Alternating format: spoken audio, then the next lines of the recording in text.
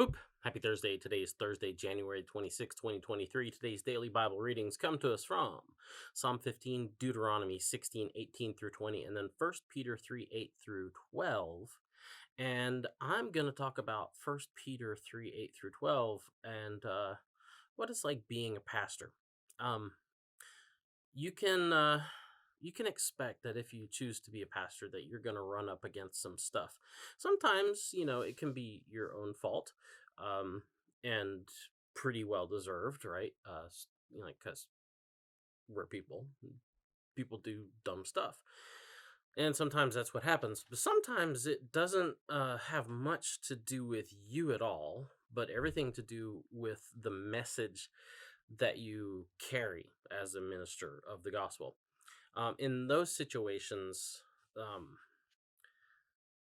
the resistance isn't against you as much as the resistance is against Christ and Christ's gospel.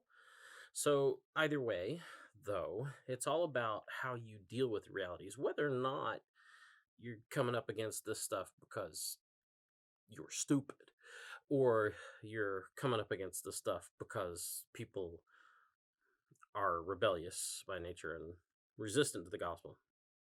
It's all about how you handle it. How you deal with the railings and the evils. That's what matters. So Charles Wesley, he quotes the text from this passage in 1 Peter today, specifically 3:9, directly in his journal at least twice. The first time is while he's actually on mission in Georgia, back in 1735-36. And he's stationed at Fort Frederica, or appointed to Fort Frederica as the chaplain under General Oglethorpe, I should say, in Georgia. And but there's a woman there who's been spreading all kinds of rumors about Charles, saying that he's been up to some pretty hinky stuff. And then even also about General Oglethorpe, for there's something amiss in this person's character and in this person's way of thinking. They actually say that in the transcription that he gives here, that they were just out of their mind. That's how they explain it away. I was just out of my mind. I had lost my senses. I don't know why I said what I did. It's probably not exactly true. Anyway, but so this person had been spreading all kinds of nasty rumors. And when she was finally brought to task by it, for her lies, and Charles Wesley confronts her, she's very frightened that he's going to turn her into General Oglethorpe, because apparently, while General Oglethorpe knew about the rumors she was spreading about Charles Wesley, and it was really causing some problems for Charles, he apparently wasn't quite sure that she was the one spreading rumors about him and another woman.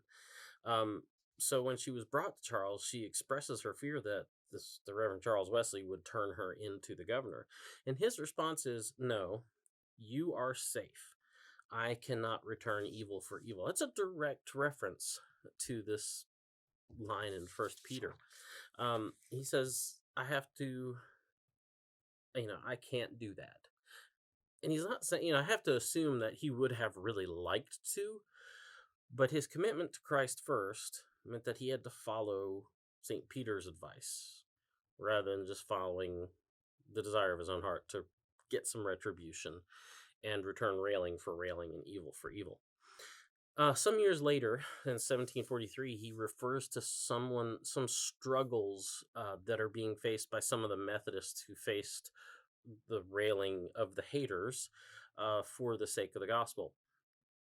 And Wesley was pleased to say that while some did return railing for railing and evil for evil, which he points out as gave these people exactly what they wanted, he says most behaved generally well, taking to heart, this advice from 1 Peter. So in the end, if you decide you want to go through this call, but even if you're not gonna, not answering the call to vocational ministry, if you're just going to be a believer, like these people in 1743, in the end, if you're going to be committed to this faith, like you say, you're going to come up against the haters at some point. We have no control over the how or the why or the what of what they do, but we have control over what we do for the sake of the gospel. So anyway, that's the DBR for today. Get out, enjoy the day. Talk at you later. Boop.